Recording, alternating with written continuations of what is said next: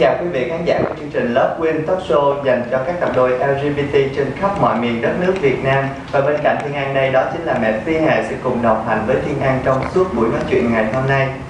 Không biết là hôm nay mình sẽ được gặp cặp đôi nào đây Thiên An? Mẹ rất là nôn nóng để gặp các bạn hay không? Trước khi chúng ta gặp gỡ cặp đôi ngày hôm nay thì xin mời tất cả quý vị hãy cùng theo dõi những hình ảnh sau đây.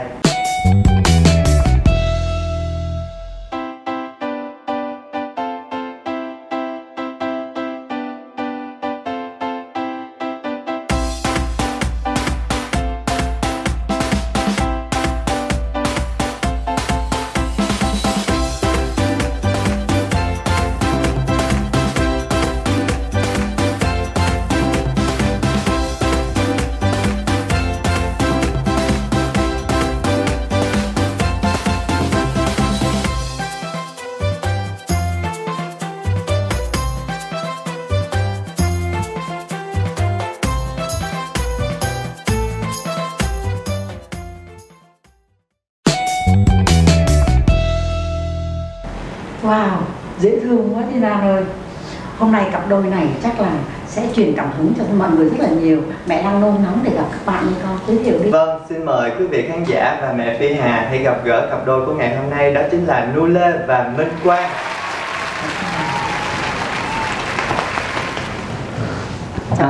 Dạ. Con chào cô, con chào MC Thiên An và chào khán giả. Mình tên là Minh Quang, mình 27 tuổi và hiện tại mình đang là chuyên viên tư vấn của mỹ phẩm Ô Hui. Mình tên là Nu Lê, hiện tại thì mình 28 tuổi và mình cũng là một chuyên viên tư vấn về sản phẩm điện máy. Hôm nay cũng rất là vui đến với chương trình ngày hôm nay. Cảm ơn. Xin chào. Chào hai bạn. Thì không biết là hai bạn xem những cái hình ảnh vừa rồi thì Thiên An và mẹ Phi Hà thấy hai bạn rất là nhiều cái hình ảnh lãng mạn, thì không biết hai bạn đã quen nhau từ bao lâu rồi? Tụi em cũng mới quen nhau, thời gian thì cũng không có lâu. Thì tính đến thời điểm bây giờ thì cũng gần khoảng 1 năm. 1 năm rồi. Hai bạn gặp nhau trong trường hợp nào?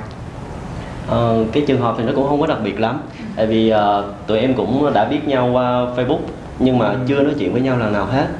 Đến một cái hôm mà có cuộc thi ảnh thì tụi em có cùng đăng ký đi tham gia. Thì đến đó thì hai người cũng không nói chuyện với nhau. Đến trước một cái đêm chung kết á, thì nghe được cái tin là Quang bị tai nạn. Nên rồi xong đến cái ngày chung kết diễn ra thì cuộc thi diễn ra thì Quang cũng hoàn thành tốt cái phần thi của mình.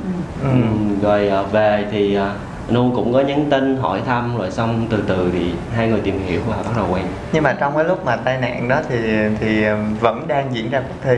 Trước cái ngày đó, một ngày á, là con bị té xe và cái chân rất là sưng, rất là to, nên không thể nào mà đi catwalk được. Đó, nên cái đêm đó tưởng là mình bỏ cuộc luôn rồi, nhưng mà thì các bạn động viên, các bạn kêu cố gắng hoàn thành tốt cái ngày thi đó. Trong cái lời động viên đó thì có Nu không?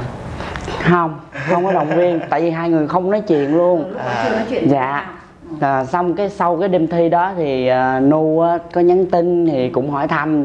Ở đây là Nu thấy con nhỏ con nhưng mà lại có một cái nghị lực rất là lớn, rằng là bị cái chân như vậy mà vẫn ráng mà cố gắng đi, ráng hoàn thành tốt. Nên Nu rất là thích con ở điểm đó nên có tâm sự và hỏi thăm con. Là sau cái đêm chung kết đó mới hỏi thăm. Dạ đúng rồi. Thế bây giờ có thể bật mí một chút xíu cho cô nghe coi. Thế cái lần hẹn hò đầu tiên sau cái đêm chung kết đó thì như thế nào? Lúc nào, ở đâu?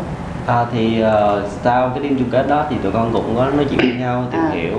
Thì hai người cũng đồng ý một buổi hẹn. Thì hôm đó con có chạy xe đến tận nhà Tiên, rồi rước đi chơi, rồi đi ăn, đi uống. Cũng là một cái buổi hẹn đầu tiên của hai đứa. Nghe nó ở tận nhà Tiên chắc là xa lắm phải không? Hai bạn đang ở hai. Dạ đúng, thì hiện tại thì con ở quận 8, Tiên thì ở quận 9. Nhưng mà theo cái toán học á theo toán học thì hai cái số nó rất là gần nhau, nhưng mà theo địa lý thì nó rất là xa. Đó thì mới đầu tưởng là 8 với 9 là sát bên nhau rồi, không phải à? Dạ. Vậy hả? Rồi sau khi đón đi ăn hả? Đi ăn rồi mình đi những đâu nữa? Đi ăn rồi đi xem phim rồi lê la mấy cái quán cóc ở ngoài đường. Vậy thời gian khá là dài. Cái lần hẹn đầu tiên khá là dài đúng không? Vậy thì cho anh hỏi là từ khi mà quen nhau đến bây giờ á, cái điểm gì mà tốt của nhau mà hai bạn cảm thấy cảm mến nhau? Đối với Nu thì cảm mến Tin ở chỗ là trong tình cảm thì Tin rất là chu đáo, cũng từ tốn, rất là lịch sự, và một cái điều mà cảm thấy thương Tin nhất là cái gì cũng cố chịu hết. Biết chịu đựng. Dạ. Còn Con thì con cảm thấy thương Nu ở điểm là cái gì Nu cũng biết làm hết. Cái gì cũng biết giỏi làm. giang lắm. Dạ, việc rất là giỏi, thật sự là rất là giỏi luôn. Ủa nhưng mà hai bạn không sống chung với nhau sao biết là cái gì cũng biết làm? Tại vì không phải riêng là sống chung mới biết với nhau, khi mà mình gặp nhau hoặc mình trò chuyện thì mình cũng Mình đã tìm hiểu nhau. rồi. Dạ đúng rồi. Với bạn bè đồ thường đi chơi chung á, thì cũng nói, tại vì nói chung là cũng không phải là cái gì cũng biết đâu. Biết tí tí thôi. Cũng biết nhiều Không phải, tại vì đó đối với con như vậy là quá lớn rồi, thì nấu ăn cũng biết, dọn dẹp, giặt giũ cái gì cũng biết. Ngược lại với con là đúng rồi, ngược lại với con hoàn toàn là con không biết làm gì hết. Con không biết làm gì hết. Nhưng mà hai bạn ở cái khoảng cách xa nhau như vậy đó thì dành cái thời gian để mà có thể gặp nhau như thế nào? Cái thời gian mà gặp nhau thì không nhiều, nhưng mà thường xuyên gặp nhau, tại vì cái nơi làm việc của hai người á, thì nó cũng không có xa, nên là khi mà mình làm hết ca thì tranh gặp thủ nhau. Dạ. tranh thủ gặp nhau. Gặp nhau vài tiếng gì đó rồi xong thì về, rồi tối những buổi tối thì dành cho những cặp đôi thì thay nhắn tin với nhau rồi như vậy, bình thường vậy thôi. Cho cô tò mò chút nha. Dạ. Thế trong hai bạn á, bạn nào nói lời tỏ tình trước?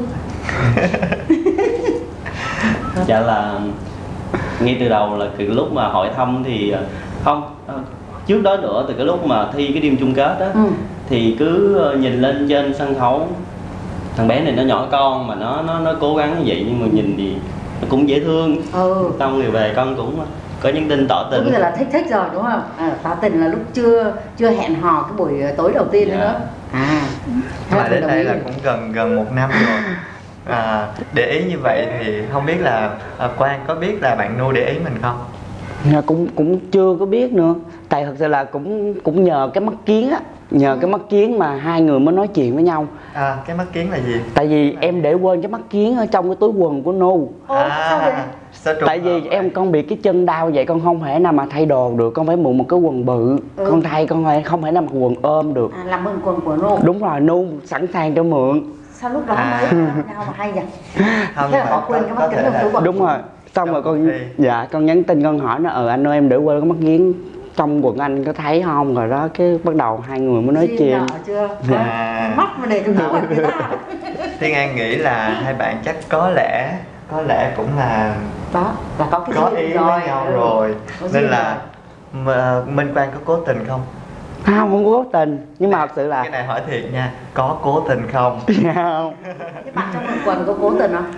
Dạ không, mà tại vì lúc đó Quang đang mặc cái quần rất là ôm, mà nên là cái chân thì sưng to, nên là không thể nào thay đồ, mà ví dụ như là tiết mục diễn thì không thể nào thay nhanh được, nên là lúc đó trong ba lô cũng có đem theo một cái quần rộng, thì con cũng chuẩn bị là để trên cái giải thay đồ, thì lúc đó thấy Quang vậy nên là đưa cho Quang mượn. Sự chu đáo rất là tuyệt vời đó, thấy chưa? Nhưng mà chính vì chỗ đó mà bạn dù là trong cuộc thi nhưng mà giúp đỡ nhau, nhưng mà lẽ ra trong cùng một cuộc thi thì mình phải chiến đấu, tranh thủ cái lúc đó để mình đì bạn mình chứ, đúng không? Thế mà mình vẫn còn giúp đỡ nhau, đó là cái tinh thần rất tốt của các bạn đó. Vậy thì trong cái mối quan hệ của hai bạn á, điểm gì mà khiến hai bạn không thích ở nhau? Cái nhược điểm riêng con á thì đối với Tin thì con hoàn toàn cái gì cũng thích, chỉ có một điều là Tin hay chịu đựng, nên là những lúc mà công việc hay là gia đình hoặc là những cái cuộc sống hàng ngày ở ngoài có những cái gì buồn á, thì Tin không bao giờ chia sẻ, Tin không muốn nói. Có lẽ không phải là không muốn nói mà là không muốn con nghe con sẽ buồn. Đúng rồi. Phải chia sẻ ra. Dạ, tại vì con cũng nghĩ là những cái chuyện vui á thì mình nên chia sẻ, còn những cái chuyện buồn á thì mình gặp nhau đã thời gian ít rồi, mà không nên nói những cái chuyện buồn quá nhiều, thì mất công sợ áp lực dành cho Nu. Bởi vì Nu thì với anh mà, nên nó không muốn chịu cái áp lực nhiều cho Nu. Thật sự là nghĩ cho nhau. Đúng rồi, em nghĩ là khà mình chịu mình thôi. Dạ. Lúc nào buồn cái con nhìn thì con biết, xong rồi con hỏi có chuyện gì buồn thì cứ trả lời là không có gì đâu, chỉ có một câu vậy thôi, nhưng mà thật chất thì con biết là đang rất là buồn nên là cũng không muốn hỏi đến, tại vì chỉ lúc đó chỉ biết là làm cái hành động gì đó hoặc là một cái công việc gì đó để cho Tin có thể là quên đi cái đó tí xíu đó, nên là thường ví dụ là phải làm một cái hành động gì đó hoặc là dẫn đi xem phim, đi ăn hoặc là trêu chọc cho cười. Thì nói chung á là cái việc mà người ta nghĩ cho mình như vậy á, thì nó quá tốt rồi, và em cũng biết nhường nhịn để làm trò cười cho em, để em vơi đi cái nỗi buồn đó. Thì đây cũng chính là một người gọi là đàn ông, là cánh để cho mình có thể dựa vào đó. Quang, còn em thì sao? Em không có thích tất cả cái điểm nào của Nu em cũng đều thích hết, nhưng mà có một điểm là em không thích là rất là ham vui. Mỗi lần mà đi chơi hay đi nhậu vậy với bạn bè gọi không bao giờ bắt máy hết. Quên đừng về. Đúng rồi, không dám bắt máy. Tại vì bắt máy thì nghe thì phải về hay sao? Bóc phốt. Em con chửi. Con sẽ đúng rồi, con không cho nhậu. Tại vì chạy xe khuya này nọ kia không có con bên cạnh thì con rất là lo. Con không có cho nhậu. Con đấy không. Nha. Thế là hôm nay á, là bạn đã chia sẻ, đã bày tỏ ra rồi, mình biết rất rõ đúng không? Vậy thì mỗi người hãy là cân bằng một chút xíu để bên nào bên cũng vui. cạnh, đúng rồi, bớt buồn đi nha. Thế nhưng mà con á, con không đồng ý cái gì con nên chia sẻ cho bạn, hoặc là con buồn cái gì con nên chia sẻ cho, đúng không? Để cho anh nó là nó bờ vai của con. Thực sự hai bạn rất là đang nghĩ về nhau rất là nhiều. Hai bạn đã từng cãi nhau chưa? Trong cuộc sống thì đương nhiên là chuyện giận hờn thì sẽ có rồi, nhưng mà nó cũng không to tát lắm. Chắc ghen nhiều lắm nên đúng không? Hai bạn, anh nghĩ là chắc là sẽ có rất là nhiều vệ tinh bao vây. Đúng rồi. Của cả cá nhân của mỗi bên luôn nha. Thấy vậy, chắc là anh nghĩ là vậy. Thì Quang, em làm sao để giữ bạn mình? Thí dụ mà em ví dụ em thí dụ có người thích Nu đi, có mặt em đó em không có nói gì hết. Em về nhà em mới nói, em sẽ nói cái người đó thích anh gì vậy, em cảm thấy không có thích. Anh ít nói chuyện với người ta lại đi. Thì em không có thể hiện ra bàn nhỏ ở cái bàn đó hay là cùng cái cuộc vui đó, em đợi về nhà em nói chuyện. Nhưng mà Nu thì sao? Nu có biết những cái vệ tinh bao vây mình mà khiến cho bạn mình không vui trong cái buổi tiệc hoặc là cái buổi đi chơi ngày hôm đó không? Dạ thì đối với em thì cũng biết những cái chuyện đó, thì em cũng cố gắng cũng hạn chế những cái chuyện đó rất là nhiều. Và đối với thật sự là trong cái bản thân của con á, thì trong con sống rất là thoáng, rất là thoải mái, nên là cái chuyện là đặc biệt mà hai đứa quen nhau á, thì con chỉ nghĩ một cái là tin tưởng nhau thôi. Nên cái chuyện đó thì những người mà bao vây mà có thể cũng gọi là đối thủ của con á, thì thực chất thì con cũng không nghĩ đến, con cũng không màng đến, chỉ quen nhau, thương nhau, tin tưởng nhau là được. Không màng đến những vệ tinh bao vây Quang luôn. Không, nhưng mà cũng vẫn phải lịch sự, xã giao, nhưng mình giữ cái khoảng cách thật là an toàn để cho bạn mình yên tâm. Thế còn bên cạnh đó thì bạn này chắc là cũng nhiều người để ý lắm, đúng không? Dạ đúng. Nu chia sẻ đi. Nu nói là Nu không quan tâm đến những vệ tinh, quan trọng là Nu tin tưởng. Phải không? Rất tuyệt vời, thấy chưa? Đó.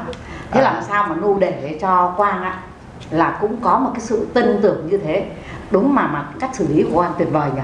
Khi về nhà mới nhắc nhở thôi, chứ ở đó là không hề. Kiểu giống như là về nhà rồi thì to nhỏ gì thì về nhà. Hình tượng của mình trước mặt các bạn bè của mình, đúng không? Quá hay. Hai bạn đã từng ghen một lần nào ghê gớm chưa? Quang, em ghen với Nu ghê gớm lần nào chưa? Như là chưa luôn á. Có ghen lắm thì cũng đợi về nhà xử. Ghen lắm làm sao? Nhưng mà về nhà xử cách nào? Cái là xử thế nào? Thì bây giờ không, em là con không có bạo lực được, con không có đánh, không có nhéo, con không làm nha. Mà con chỉ nói nhẹ thôi mà đi sâu thấm. Ghen ngầm này, ghen này ghen hay lắm nha. Ghen người ta kêu là có bao nhiêu loại ghen, nhưng mà ghen này là ghen giữ chân bạn lại đó, đúng không? Vô ngủ thì con quay mặt chỗ khác, con không nói chuyện trong cái buổi tối hôm đó thôi là biết là tự động. Để cho quý vị khán giả có thể hiểu hơn về mối quan hệ của hai bạn thì xin mời hai bạn hãy bước sang phần thứ hai. Và bây giờ thì chương trình sẽ đưa ra những tấm ảnh của hai bạn mà chương trình đã sưu tập được, và hai bạn sẽ là lần lượt kể về những câu chuyện ở tấm ảnh đó cho mọi người cùng được biết về hai bạn như thế nào nhé. Rồi, bây giờ sẽ là tấm ảnh đầu tiên. Cái tấm ảnh này thì con với Tiên chụp thì trước ngày Valentine. Dạ. Gần đây. Dạ đúng rồi. Hai đứa con thì muốn có giữ là một chút kỷ niệm nên là hai đứa cũng chuẩn bị rồi đi chụp một cái album ảnh. Thì album đó thì gồm có những cái tấm ảnh mà chơi xuân nữa, nó rất là nhiều trong album đó. Thì những cái hình đó con có làm thành một cái video để giữ lại trên YouTube. Cái này chụp ở đâu rồi con? Dạ cái này ở phim trường ở bên quận 2. Thế à? Có sự chuẩn bị. Đúng rồi. Thế là để chuẩn bị cho cái năm đầu tiên để hai cái bạn yêu mùa nhau Valentine đầu tiên. Đúng rồi. Lãng mạn. Trong hai bạn thì ai là người lãng mạn hơn? Tiên là người lãng mạn. Nhưng mà những cái ý tưởng mà lãng mạn hơn thì là chắc là Tiên cũng sẽ là người nhiều hơn em, đúng không? Nhưng mà em có hưởng ứng không? Có chứ. Có hưởng ứng nên có những cái thành quả như ngày hôm nay. Rồi, sang bức hình thứ hai ha. Bức ảnh này thì mới chụp gần đây thôi.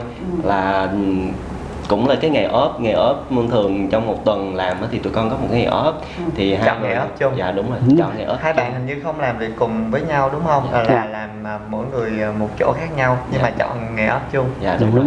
Rồi sắp xếp xong thời gian thì hai đứa cứ tranh thủ thời gian đó bên nhau rồi đi chơi. Chở nhau đi chơi. Những cái điểm này Những ai là sẽ hỗ trợ cho mình những tấm ảnh này? Cái đó là do một mình của con tự set up máy luôn. Có nghĩa là set up máy trước xong rồi mình đứng vô mình canh đúng không? Dạ đúng rồi. Xuất sắc. Tình cảm quá. Rồi, dễ thương. bức ảnh thứ 3. Cái này là chụp ở Đà Nẵng. Đúng rồi. Dạ. Trên Bà Nẵng. Cái này là chẳng là tụi con lâu tụi con muốn dành cho nhau một cái chuyến du lịch. Thì ban đầu là tụi con tính đi Thái chơi, nhưng mà do kẹt cái công việc nên tụi con quyết định là hai đứa đi ra Đà Nẵng chơi. Chuyến đi Đà Nẵng đó như thế nào? Trời, quá tuyệt vời. Quá đẹp. Thành phố đáng sống luôn. Thì hai đứa cũng sắp xếp giống như những cái chuyến đi khác thì dành thời gian, tại vì công việc thì không thể nào nghỉ nhiều nên là không thể đi nước ngoài, nên là tụi con sắp xếp đi Đà Nẵng thì được 3 ngày 2 đêm. Thì xong thì cũng dành thời gian cho nhau đi vui vẻ ngoài đó, đặng vơi bớt đi những cái stress hoặc là những cái áp lực về gia đình hoặc là những cái áp lực về ở bên ngoài, thì về để chuẩn bị một cái tinh thần làm việc tốt hơn. Sau này cũng vậy thôi. Nói chung là càng lâu thì lâu là phải hâm nóng tình yêu bằng cái cách đi du lịch. Đúng rồi. Rồi, đến bức hình tiếp theo. Cái này hơi khiêu gợi một tí xíu. Tuyệt vời. Tấm hình này là trên cái hồ bơi ở khách sạn ở ngoài Đà Nẵng mà tụi con thuê ở. Ở Đà Nẵng. Vẫn là ở Đà chọn Nẵng. rất là khéo. Tại vì giống như nhớ về những cái kỷ niệm của rất mình. là lãng mạn nha. Dạ, tại vì Tin biết là con không thích nước biển nên là đi Đà Nẵng nhưng mà chắc là không có ra biển. Là hồ bơi. Tại sao em không thích nước biển? Tại vì khi mà đụng nước biển thì da bị dị ứng hay bị ngứa. Nên là em có cảm thấy kỳ vì điều đó không? Không, thì cái đó thì em cũng hơi kỳ, ban đầu thì thấy kỳ nhưng mà thôi biết cũng từ từ quen rồi nên em quyết định chọn một cái khách sạn mà có cái hồ bơi. Để đi ra xứ biển lại không đi biển thì lần đầu ra đây bơi. Ra đây không có gì ngăn cản được hai bạn. Nhưng mà Nô có dẫn em đi biển không? Hay là em phải đành chịu theo? Ông đứng trên bờ, em xuống dọc biển xong rồi kêu lên vậy rồi không cho bơi luôn, không cho tắm luôn. Nhưng mà hình như hồi nãy cái tấm hình lúc nãy hình như anh thấy là ở biển đúng không? Cái này ở biển đúng không? Ở Cần Giờ. Cũng chỉ là ở trên bờ như vậy thôi. Chỉ là ở trên bờ thôi. Không sao, mình ra nhìn biển, ra ngắm biển là được rồi. Rồi đến bức ảnh tiếp theo. Rồi rất là nhí nhảnh. Tấm ảnh này được chụp là khi cùng với một số người bạn nữa là đi Đầm Sen. Thì trong khi đó là đi vô trong Băng Đăng. Hình như là ngay 30 tháng 4. 30 tháng 4 cũng là tranh thủ những ngày nghỉ, phải không? Phải công nhận là Anh rất là ngưỡng mộ hai bạn. Nhớ cái tấm ảnh đó chụp ở đâu và chụp với những Kỷ niệm ai, mà. chụp với trường hợp nào luôn. Anh rất là Ai à? Ai là suy nghĩ ra cái địa điểm như thế này à? rồi một Chọn. tấm rất là Dạ, lãng Nu. mạn. Tấm hình này là chung album với hồi nãy là con chụp ở phim trường, là cũng là để kỷ niệm ngày Valentine. Nhưng mà hồi nãy anh thấy đồ khác đúng không? Thay mấy bộ đồ. 3 bộ. À. Đúng không? À, cái này mình đã có nhẫn rồi á, hay là tặng tượng trưng?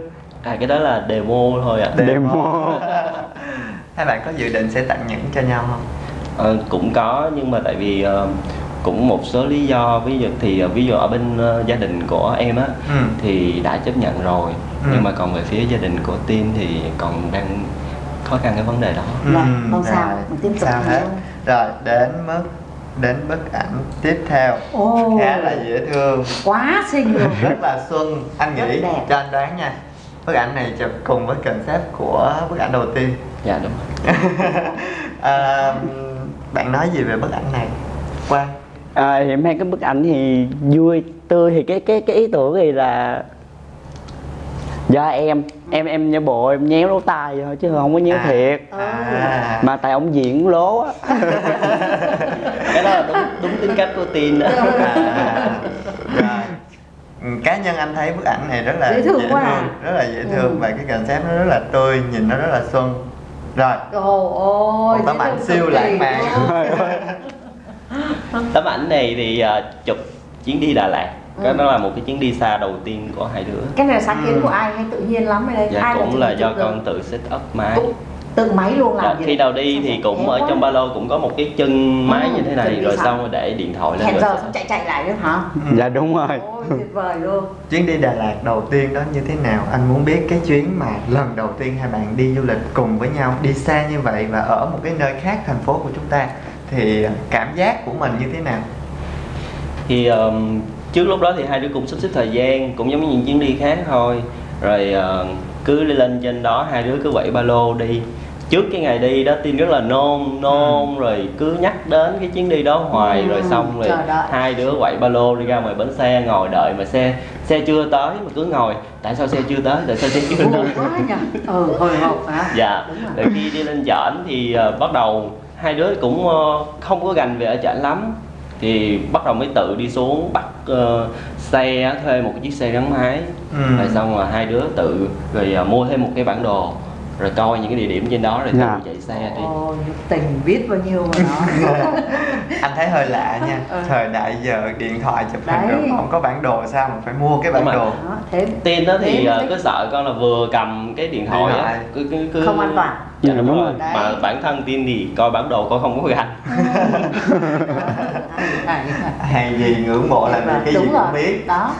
Đây là cái bờ vai. Tiếp theo. Ồ, đây hả? Toàn là cù không à? Vũng Tàu. Đây là đi ở Vũng Tàu. Vũng Tàu cũng có cù nữa hả? Dạ tụi con. Hai bạn này đi du lịch khá nhiều. Dạ. Đúng rồi. Cái này là Nu tự tìm ra cái chỗ này á, rồi tự chạy xe Honda đến cách Vũng Tàu rất là xa luôn á. Dạ. Chưa biết chỗ này đó. Dạ, con còn thấy lạ nữa, khi mà chở đến thì con mới biết là nơi đây là nhiều cừu rồi. Nhưng mà con cừu, những cái con cừu này nó có dễ tiếp xúc với nó không? Dạ, giống như là nó đã quen rồi, khi mà nó thấy khách mà từ ở trên bước xuống á thì bắt đầu là nó lại gom lại. Và ở đó thì người ta sẽ có bán những cái thức ăn, ví dụ như là cớm hay là gì đó. Thì mình dụ nó tới. Dạ. Mình ẩm nó cũng được luôn. Ôi dạ. Thế nhưng mà thế này nè, thế khi mà con chuẩn bị đưa em đi chơi là con tìm trước à? Dạ đúng rồi. Không nói. Trước khi đi chơi thì thường là vậy, chỉ là nói với Quang á là ngày hôm đó đi thì sắp xếp thời gian vậy, rồi xong thì địa điểm thì con tự search trên Google, rồi với lại là đường đi rồi thì cho nó chỉ, rồi xong cứ chạy đến đó. Rất là chu đáo. Đúng rồi, mình chỉ việc ngồi sau lưng, còn tất cả mọi chuyện để Nu lo. Hay cái chỗ là chỉ nhìn cái bản đồ ở trên điện thoại là biết cái chỗ điểm đến liền. Không đâu con ơi, chuẩn bị trước hết trơn. Tìm rồi đó, xong cho con càng khâm phục thêm nữa biết không? Qua cái phần thứ hai này thì chắc có lẽ là quý vị khán giả cũng đã hiểu hơn về cái mối quan hệ của hai bạn đậm sâu như thế nào. Tuy là cái thời gian nó 1 năm thôi, nó chưa có phải là thời gian quá dài, nhưng anh nghĩ nó cũng đủ để cho hai bạn có thể, để cho tất cả quý vị khán giả để hiểu hai bạn cái mối quan hệ nó như thế nào rồi. Và bây giờ tiếp theo chúng ta sẽ đến phần thứ 3. Thiên Anh muốn hỏi hai bạn là cái cuộc sống mà hiện tại của hai bạn đã cảm thấy hài lòng chưa, và có những dự tính gì cho tương lai không? Thì hiện tại thì tụi em cũng là đang đi làm việc, thì công việc cũng rất là ổn định. Thu nhập thì cũng gọi là dư thì không dư nhưng sẽ đủ trang trải cuộc sống cho hai đứa. Dự định tiếp theo thì hai đứa sẽ còn làm để dư đó, và có thể là mua riêng cho hai đứa là một cái gì đó, để tại vì muốn giống như là cho gia đình và mọi người thấy rằng tuy là cuộc sống của hai đứa con nó không giống như những người bình thường, nhưng mà tụi con cũng sẽ có công việc và sẽ có dư cũng giống như những người bình thường. Như lúc nãy Nu có chia sẻ là gia đình của Nu thì đã đồng ý chấp nhận chuyện của hai bạn rồi. Tuy nhiên thì gia đình của Quang thì cũng còn hơi khó khăn. Thì anh muốn biết thêm một tí xíu nữa về cái câu chuyện của gia đình bên Quang thì như thế nào hiện tại? Dạ cô là thì trước đây con cũng đã từng có gia đình, con cũng đã từng cưới vợ rồi. Không sao, bình thường mà. Thì ban đầu thì con cưới thì thứ nhất là con nghĩ về cho gia đình, cái thứ hai là con không muốn hàng xóm lại nói ra nói vô cho gia đình con. Thì con cũng muốn cưới như vậy, thì lúc đó con chưa có quen ai hết. Thì sau đó lúc đó gia đình con cứ nghĩ con là một người bình thường như bao chàng trai khác, hay là lớn lên có vợ vậy thôi. Nên khi biết con với Nu quen nhau, ba con không cho, ba con cấm tuyệt đối luôn. Nhưng mà đã kết thúc với mối quan hệ trước rồi đúng không? Dạ đúng rồi, em ly dị, em không đi Mỹ luôn. Dạ lấy ra kết hôn để con đi Mỹ á, con bỏ con không đi Mỹ luôn, để con ở đây với Nu. Con cứ chia sẻ đi. Dạ thì đó, con không có đi Mỹ luôn, thì con ở đây. Thì sau đó thì khi ba con biết hai đứa quen nhau, ba con không cho liên lạc, không cho Nu đến nhà. Ban đầu thì Nu vẫn đến nhà chơi bình thường, chỉ nghĩ là bạn bè bình thường. Đó thì bây giờ ba con không cho liên lạc với nhau luôn, nên đôi khi con cũng đến hiện tại bây giờ con cũng phải nói là con đang có bạn gái. Vẫn còn giấu. Dạ đúng rồi. Tại vì ba con chưa có chấp nhận con là như vậy. Nu có cảm thấy khó khăn vì điều đó không? Đối với em thì đương nhiên là trong chuyện tình cảm và trong cái cộng đồng này thì cái đó là không phải là cái điều đầu tiên mà em gặp phải. Đúng rồi. Thì cũng cứ nghĩ là bình thường, ví dụ như bây giờ ba mẹ chưa có thoáng thì chính như vậy con mới càng có động lực thêm. Thì hai đứa mới cố gắng thêm, làm giống như lúc nãy con nói, thì làm có dư thì gia đình mới nhìn vô. Tuy nó quen cái thằng này, nó sống chung với thằng này, nhưng mà nó vẫn là một cuộc sống bình thường, nó vẫn có đầy đủ, nó vẫn có dư, vẫn là một người rất là tốt. Quay trở lại với một chút xíu với bạn Nu, thì cái thời điểm mà bạn Nu come out với gia đình đó, nó có khó khăn hay là nó có thuận lợi gì không? Chia sẻ cho khán giả được biết nè. Khi mà em công khai với bạn bè, với gia đình, thì lúc đó thì mẹ là người bên cạnh em. Thì gia đình cũng rất là thoáng. Khi mà biết như vậy rồi thì mẹ cũng không nói gì hết, mẹ cũng bình thường, mẹ nói miễn mày vui là được rồi. Nhưng mà thật chất thì trong bản tâm của con thì biết là mẹ cũng đang rất là buồn. Nhưng mà mẹ đang củng cố cái tinh thần cho con. Thì mẹ nói là miễn sao mày cảm thấy mày vui thì cái gì cũng được. Với lại là cuộc sống của con đã tự lập hơn 10 năm, con đã tự sống, con tự đi làm, tự sống, không nhờ vào gia đình nữa. Nên là mẹ cũng đang tôn trọng cái quyết định của con và cuộc sống của con. Mẹ luôn luôn là cái người ở bên cạnh ủng hộ, chia sẻ và đồng cảm với mình về cái câu chuyện đó, thì khá là thuận lợi hơn Quang nhiều đúng không? Đúng rồi. Thực ra mà nói thì khi mà quyết định mà come out với gia đình á, nó cũng là một cái rất là quan trọng, là làm cách nào đó để thuyết phục được cho ba mẹ mình đồng ý. Thì anh nghĩ thời gian nó mới trả lời được cái việc đó cho mình. Trong cái khoảng mà thời gian mà em nói về với gia đình á, thì đó cũng là một cái khoảng thời gian gọi là khó khăn đối với em và mẹ. Tại vì cái thời gian đó là mẹ với ba em cũng là đang đổ vỡ. Thì qua cái chia sẻ của hai con, thực sự mà nói thì không phải là mối quan hệ bất bình thường đâu, rất bình thường. rất bình thường thôi. Nhưng mà ở mối quan hệ nào thì nó cũng có những cái mà khó khăn, phải không? Mà hai con đã từng vượt qua được rồi, như vậy rất là tốt. Những cái chuyện vấp ngã đầu đời như vậy không có gì đâu con. Và cô tin rằng là qua cái buổi hôm nay thì các bạn hoặc là gia đình sẽ có một cách nhìn nha, rất là rõ hơn, đúng hơn về các con cũng như các bạn đồng cùng giới như thế này thôi, không có gì hết. Và với công việc đã có rồi, và với cái ý chí quyết tâm và thương nhau như thế này, hỗ trợ qua lại, thì chắc chắn là cuộc sống của các con sẽ rất là tốt. Và ba mẹ sẽ nhìn lại và sẽ chấp nhận các con để cuộc sống được thuận lợi. Bù qua cái đó thì mẹ con rất là thương hai đứa. Mẹ thì thường cứ cách 2-3 ngày cứ gọi điện hai đứa về dưới ăn cơm. Mẹ động viên, thương lắm phải không? Dạ cứ như Nu nói là 2-3 ngày là gọi điện cho Nu, nói là con dẫn bạn xuống mẹ chơi, xuống ăn uống nhớ, hỏi bạn con thích ăn gì, tại thực sự là con cứ là kén ăn. Con không biết ăn cá, con không biết ăn gì tùm lum, như là nhiều món không biết ăn lắm. Dạ đúng rồi, thì phải hỏi Nu là bạn con thích ăn gì để mẹ đi chợ mẹ nấu cho ăn. Dạ đó thì em cảm. Con về con kêu mẹ là mẹ chưa? Con chỉ kêu bằng bác thôi chứ con không dám kêu bằng mẹ. Dạ tin ngại lắm. Con thì con về thì cũng muốn tạo cái không khí cũng giỡn cũng vui rồi giỡn với mẹ, rồi mẹ thì nói chung là mẹ con rất là dễ. Cứ về là mỗi lần mà dẫn, không phải chỉ dẫn tin hoặc là chỉ dẫn những bạn bè về thôi là mẹ rất là vui, mẹ rất là hiếu khách. Và với lại là mẹ thường vui lắm, mẹ nói một câu đông ăn ngon. Biết rồi. Nhưng mà mẹ có biết là Tin với con có mối quan hệ đặc biệt chưa? Dạ có, biết rồi. Thế thì con tạo điều kiện đi, bạn Tin lúc nào nó nhẽ với mẹ là mẹ cho con gọi mẹ bằng mẹ được không? Mẹ sẽ rất là hạnh phúc, bởi vì mẹ đã mở đường cho các con rồi mà, đúng không? Mẹ biết rồi, mẹ đã mở đường cho các con. Thì nếu mà con cứ giữ một cái lời khách sáo là bác không, mà đôi khi người mẹ cũng buồn nha. Lúc nào còn có ít ba mẹ con ở đó đấy thì con nói cho con gọi mẹ là mẹ đi.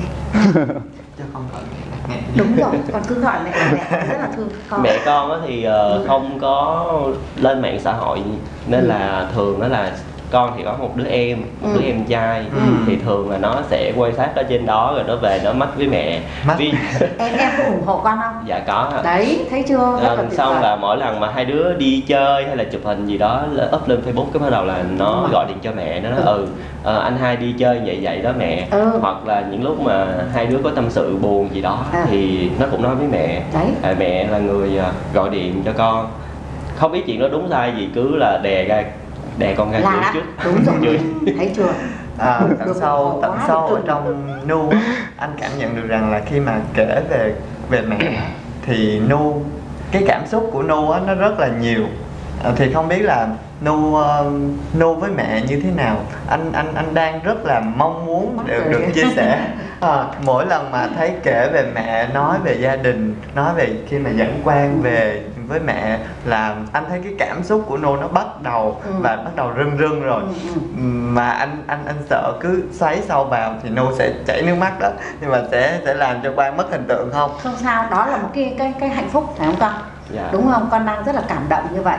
Vậy thì bên cạnh đó thì con nên là động viên em, thương em nhiều hơn, là vì em nó chưa được sự ủng hộ của gia đình. Nó có muốn chia sẻ thêm về mẹ mình không? Cứ nói đi. Mẹ thì rất là dễ tính. Từ khi mà mẹ biết con của mình không phải là một người con trai giống như những người khác, thì trong thời gian đó mẹ cũng đang đổ vỡ về cái hạnh phúc của mình. Thì mẹ cũng luôn ở bên cạnh và động viên rất là nhiều.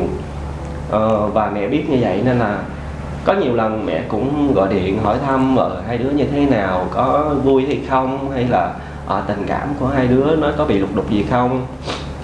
Nên là mỗi lúc mà cái gì khó khăn nhất thì lúc nào cũng có là mẹ bên cạnh. Và đến hiện tại bây giờ thì không phải là có mẹ bên cạnh nữa, mà có Quang cũng đang ở bên cạnh con. Đó là một điều hạnh phúc tuyệt vời rồi. Đó là cái điều mà hai con cần là thế này. Thế mẹ lúc nào khó khăn nhất thì có mẹ.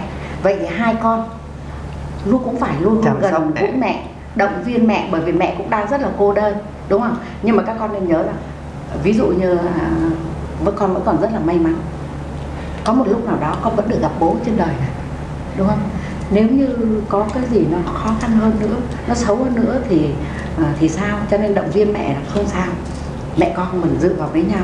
Bây giờ con có thêm Quang, có mẹ và có em của mình nữa nha. Quang phải gần gũi mẹ hơn nha. Rồi, chúc mừng các con. Nếu có một điều gì đó để nhắn nhủ đến với gia đình thì Nu bắt đầu ha. Em muốn nhắn nhủ gì với mẹ của mình? Con muốn nhắn nhủ thì không phải nhắn nhủ riêng với gia đình mà nhắn nhủ hết tất cả các bạn bè và mọi người mà đã luôn xung quanh con. Thì tuy nhìn vào hiện tại mình vẫn còn có cái kỳ thị, nhưng mà con và team sẽ cố gắng sẽ làm được những cái gì mà mình đang dự định trong tương lai, và sẽ làm cho mọi người thấy rằng tuy tụi con như vậy nhưng mà cuộc sống tụi con rất là bình thường, cũng sẽ còn hơn những người khác nữa. Đúng rồi, đúng. Còn Quang thì sao? Thì em thì chỉ mong là ba mẹ chấp nhận mình và hiểu cho mình, hiểu được cho mình, cũng như là hiện tại bây giờ cái cảm giác cũng như cái cảm xúc của mình hiện bây giờ như thế nào.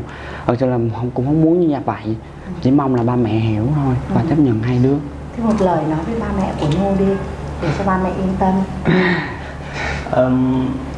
Ba mẹ ơi, nếu mà ba mẹ xem chương trình này, xem chương trình này và thương hai đứa con thì hãy ủng hộ cho tụi con. Anh nghĩ chắc chắn là nếu ba mẹ của Nu hoặc ba mẹ của Quang mà có xem được chương trình này cũng sẽ đồng cảm hơn và hiểu hơn về mối quan hệ của hai bạn, và anh nghĩ thời gian sẽ là cảm hóa được ba mẹ của hai bên ha. Rồi, nhân đây thì chương trình cũng muốn tặng cho hai bạn một món quà nhỏ để làm kỷ niệm của chương trình. Hy vọng rằng là hai bạn sẽ giữ được cái hạnh phúc này và xây dựng những cái dự định tiếp theo cho tương lai, và chúc hai bạn luôn luôn hạnh phúc nhé. Cảm ơn con. Cảm ơn hai bạn đã nhận lời tham gia chương trình ngày hôm nay. Và đến đây thì chương trình của chúng tôi xin được khép lại. Xin kính chào và hẹn gặp lại. Chào.